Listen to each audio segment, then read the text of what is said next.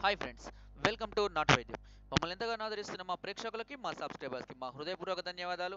మీరు ఎలాంటి సమస్యలతో బాధపడుతున్నా, ఎలాంటి వ్యాధులకు గురైనా మా కామెంట్ ద్వారా తెలియజేయండి. తప్పకుండా చక్కని చిట్కా అందిస్తాం. మీ సమస్య తీవ్రమైంది అయితే డాక్టర్ గారి కాంటాక్ట్ నెంబర్ 8328561975 లేదా 7386293448 కాల్ చేసి వారి యొక్క అమూల్యమైన సలహాలని సూచనలు కూడా మీరు పొందవచ్చును.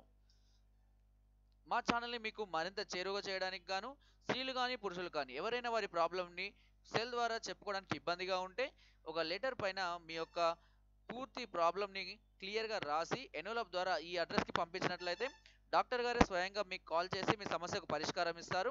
కేవలం చెప్పుకోవడానికి ఇబ్బందిగా ఉన్న వాళ్ళు స్త్రీలు కానీ పురుషులు కానీ మాత్రమే ఎన్వలప్ ద్వారా మీ యొక్క ప్రాబ్లమ్ని పంపించగలరు. మిగతా వారు కాల్ చేసి డాక్టర్ గారితో నేరుగా మాట్లాడుకోవచ్చు. మా ఛానల్ కనుక మీరు మొదటిసారి చూసినట్లయితే సబ్స్క్రైబ్ బటన్ నొక్కడం ద్వారా మా యొక్క లేటెస్ట్ వీడియోస్ని ఎప్పటికప్పుడు వాచ్ చేస్తూ ఉండవచ్చు. సో ఫ్రెండ్స్, ఈరోజు మనం స్త్రీలు సహజంగా కొంత వయసు దాటిన తర్వాత వారి యొక్క స్తనాలు కిందికి జారిపోతున్నట్టుగా ఉంటాయి. అయితే దీనికి ముఖ్య కారణం ఏంటంటే పిల్లలు పుట్టిన తర్వాత పాలు ఎక్కువగా రావడం వల్ల వాటి యొక్క సైజు పెరగడము, అంతేకాకుండా శరీరంలో ఫ్యాట్ ఎక్కువగా అధికంగా కావడము, కొంతమందికి యూట్రస్ ఆపరేషన్ అయినాక కూడా శరీరం ఒళ్ళు బాగా వస్తుంది.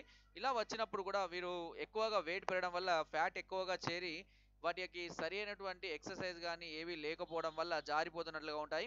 సో వీటికి క్లియర్ ఫొటోస్ నేనేం చూపించలేకపోతున్నాను, ఎందుకంటే మీకు అందరికీ అర్థమై ఉంటుంది. సో ఈ జారిపోతున్న స్థలాలను టైట్గా బిగుతుగా చేసుకోవడానికి ఇప్పుడు నేను ఒక అద్భుతమైన చిట్కాని చెప్పబోతున్నాను. ఆ చిట్కాను కనుక వాడినట్లయితే ఖచ్చితంగా 2 నెలల్లో తిరిగి మళ్ళీ యథాస్థానానికి అవి రావడమే కాకుండా బిగుతుగా కూడా తయారవుతాయి. ఆ చిట్కా ఏంటంటే చాలా సింపుల్. ఇవి మనకు కావాల్సిన ఏంటంటే మామిడి చెట్టు యొక్క పిందెలు. ఓకేనా, చిన్న కాయలు ఉంటాయి కదా పిందెలు, వాటి మామిడి పిందెలు అంటాం కదా. ఆ మామిడి పిందెల్ని కొన్నిటికి తీసుకురండి. అంతే బరువు గల అంతే సమాన బరువుతోటి ఈ మామిడి చెట్టు యొక్క చిగుర్లు ఉంటాయి కదా, ఆ చిగుర్లు తీసుకొచ్చుకోండి. ఓకేనా, మామిడి పిందెలు మామిడి చిగుర్లు సమానం. ఒక 50 తీసుకున్నాం అనుకోండి, అదొక 50 గ్రాములు, ఇదొక 50 గ్రాములు తీసుకోండి. సో 100 గ్రాములు అయింది. ఇలా అయినాక 100 గ్రాములకు ఒక 100 ఎంఎల్ ఓకేనా సిసమే ఆయిల్ అంటే నువ్వుల నూనె. ఈ నువ్వుల నూనెను పోసి ఒక బౌల్లో పోసి బాగా మరగనివ్వండి. మళ్ళీ చెప్తున్నాను, మామిడి చెట్టు యొక్క పిందెలు, సో కాయలు, చిన్న కాయలు ఉంటాయి కదా వాటిని, అంటే లోపల ఇంకేం రాకుండా చిన్న చిన్న కాయలు ఉంటాయి కదా వాటిని పిందెలు అంటాము.